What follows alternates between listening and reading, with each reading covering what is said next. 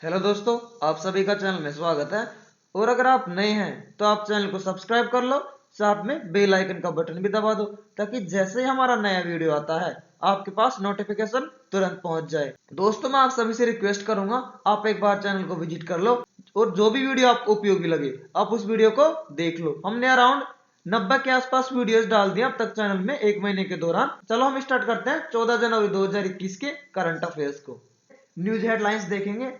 पहली है, राष्ट्रपति रामनाथ कोविंद, उपराष्ट्रपति वेंकैया नायडू और प्रधानमंत्री नरेंद्र मोदी ने लोहड़ी, मकर संक्रांति, पोंगल, भोगाली बिहू, उत्तरायण और पौष पर्व के अवसर पर देशवासियों को शुभकामनाएं दी है। दूसरी खबर है, नई विदेश व्यापार नीति 1 अप्रैल 2021 से 5 वर्ष के लिए लागू होगी। नई फॉरेन ट्रेड पॉलिसी आ रही है जो कि 2021 से 2026 के लिए लगेगी। तीसरी खबर है, वाणिज्य और उद्योग मंत्रालय ने एक बयान में बताया कि जिला निर्यात केंद्रों की स्थापना नई विदेश व्यापार नीति का एक महत्वपूर्ण घटक होगा। चौथी खबर है, आतंकवाद से निपटने के लिए भारत का संयुक्त राष्ट्र सुरक्षा पद को 8 सूत्री कार्य योजना का प्रस्ताव दे दिया गया है। हमारे एक वीडियो में बताया था, भारत 8वीं बार सुरक्षा परिषद का अस्थायी सदस्य बन गया है और यूनाइटेड नेशन सिक्योरिटी काउंसिल की स्थापना कब हुई थी? 24 अक्टूबर 1945 की। और इसमें 5 देश परमानेंट मेंबर्स होते हैं। कौन कौन से हैं? China, France, Russia, United kingdom, United states. और 10 मेंबर अस्थायी सदस्य होते हैं। हर साल 5 देशों का अपॉइंट किया जाता है जिनका कार्यकाल 2 साल का होता है। प्रधानमंत्री मुद्रा योजना किस वर्ष में शुरू किया गया था? अप्रैल 2015 में स्टार्ट हुआ था यह सरकारी योजना। हम प्रधानमंत्री मुद्रा योजना के बारे में थोड़ा डिटेल में जानते हैं। प्रधानमंत्री मुद्रा योजना केंद्र सरकार की एक सरकारी योजना है, लोन दिया जाता है। अप्रैल 2015 में स्टार्ट की गई थी योजना। ये जो योजना है इसके 2 मेन मकसद थे। पहला है स्वरोजगार के लिए आसानी से लोन देना, छोटे उद्यमों के जरिए रोजगार का सृजन करना, यानी एम्प्लॉयमेंट क्रिएशन इसका मेन फोकस था। इसमें 3 तरीके के लोन दिए जाते हैं। पहला शिशु लोन, दूसरा किशोर लोन और तीसरा तरुण लोन। और ये जो लोन है इसमें एक लिमिट है। शिशु लोन के अंदर 50,000 रुपए तक का लोन दिया जाता है, किशोर के तहत 50,000 से 5 लाख तक का लोन दिया जाता है और तरुण मुद्रा के तहत 5 लाख से 10 लाख रुपए तक का लोन दिया जाता है।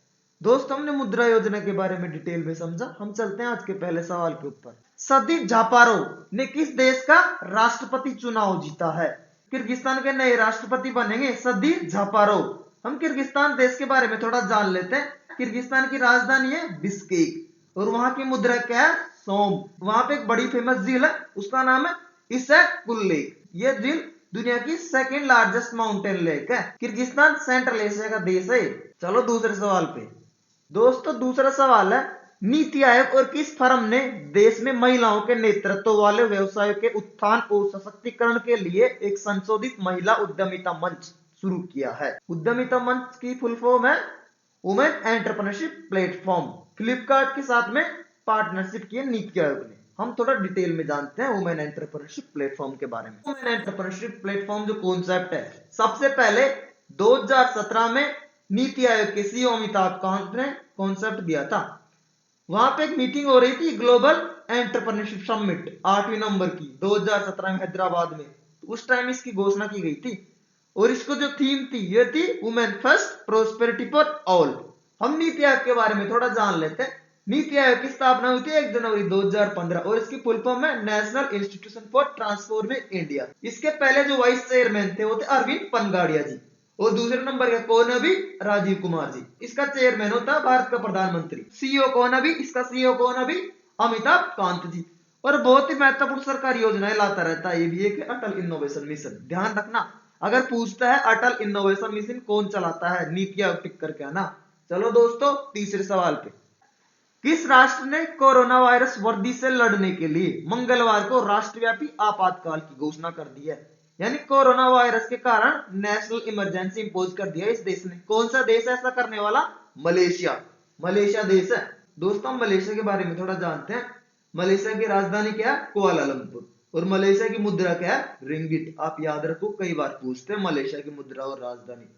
दोस्तों, हम चलते हैं आगे के चौथे सवाल पे। पद्मश्री से सम्मानित डी प्रकाश राव का हाल ही में निधन हो गया। वह किस क्षेत्र से संबंधित है? समाज सेवी है वो, सोशलिस्ट है, समाज के लिए काम किया उन्होंने। दोस्तों, हम चलते हैं 5वें सवाल पे।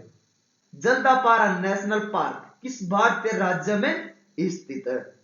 वेस्ट बंगाल, पश्चिम बंगाल में है ये नेशनल पार्क। हम पश्चिम बंगाल के जो अन्य महत्वपूर्ण टाइगर रिजर्व और राष्ट्रीय उद्यानों को देख लेते हैं। वहां पे सुंदरबन टाइगर रिजर्व भी बहुत ही फेमस है। दूसरा है गोरुमारा नेशनल पार्क। तीसरा है बुक्सर टाइगर रिजर्व, ये भी बंगाल में स्थित है। आगे है नेउरा वैली नेशनल पार्क। तो आप ध्यान रखो, वेस्ट बंगाल में कौन कौन से नेशनल पार्क और टाइगर रिजर्व लोकेटेड है? Sundarban national park, Gorumara national park, Buxa tiger reserve और नेउरा वैली नेशनल पार्क। और जलदापारा नेशनल पार्क तुम्हारा सवाल ही है।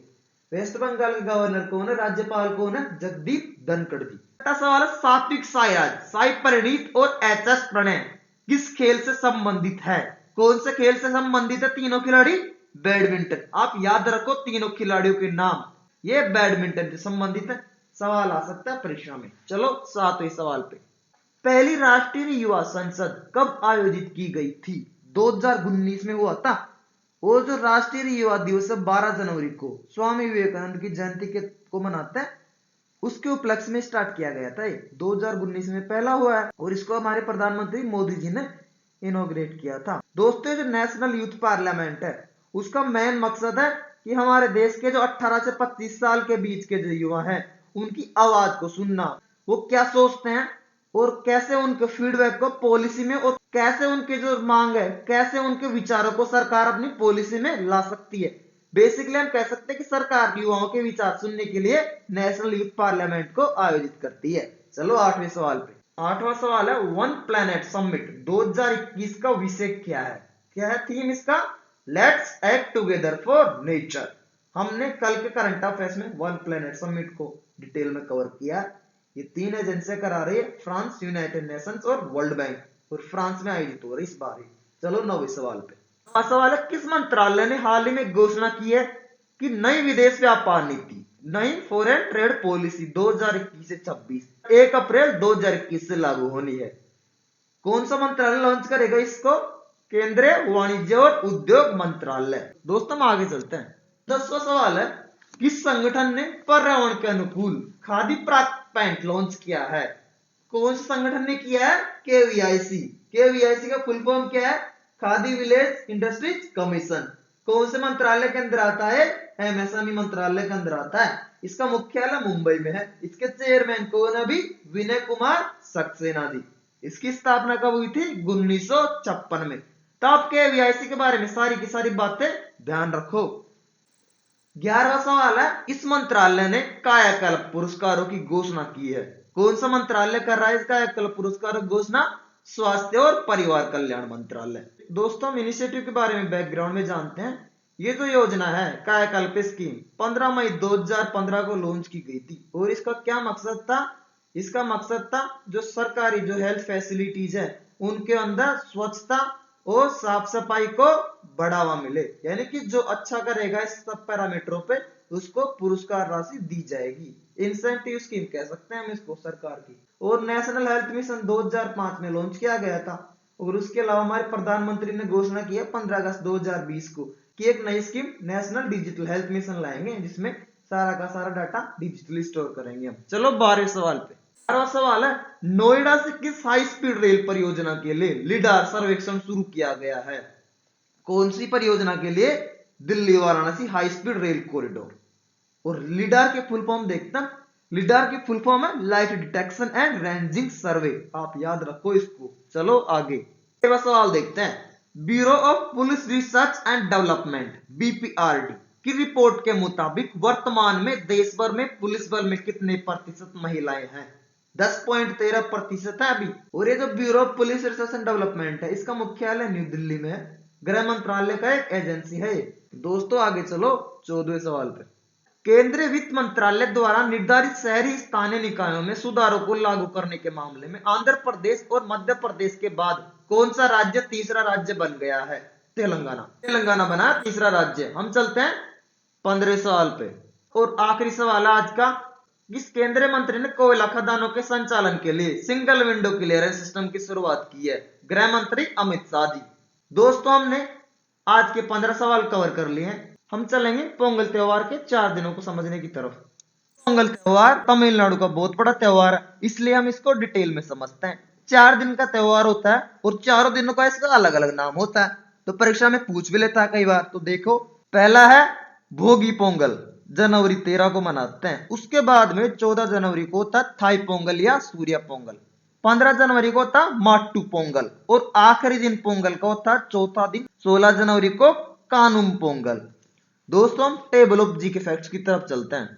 कुल मिला के 11 फैक्ट्स को देखेंगे हम। पहला है भारत के chief justice of India Sharad A Bobde ji. दूसरा, माघ बिहू फेस्टिवल असम का। तीसरा, national security adviser Ajit Doval ji हैं अभी। अगला है Pondicherry chief minister V Narayanaswamy ji. Pondicherry lieutenant governor Kiran Bedi ji. Andhra Pradesh governor Biswa Bhusan Harichandan. सातवां है लेबर मंत्री संतोष कुमार गंगवार जी है। आठवां है तमिलनाडु मुख्यमंत्री इडापाडी के पलानी स्वामी। नौवां civil aviation minister Hardeep Puri. 10वां मलेशिया के प्रधानमंत्री मुहिद्दीन यासी। 11वां एनआईएफ की full form national investment and infrastructure fund. चलो आज के सवाल पे। आज का सवाल है प्रधानमंत्री ग्राम सड़क योजना किस वर्ष में शुरू की गई थी। आप सवाल का जवाब कमेंट बॉक्स में दे और साथ में जो जानकारी आप योजना के बारे में जानते हैं या फिर आप जानना चाहते हैं वो भी आप कमेंट बॉक्स में लिख दें। दोस्तों, आप हमारे चैनल को सब्सक्राइब करें, हमें सपोर्ट करें ताकि हम भी आगे बढ़े और हम आपके लिए एक से बढ़कर एक बेहतर से बेहतर वीडियो ला सके। दोस्तों, आप हमें सपोर्ट करते रहे, हमारे चैनल को सब्सक्राइब करें, हमारे वीडियोस को लाइक और शेयर करें। दोस्तों, वीडियो देखने के लिए बहुत बहुत धन्यवाद।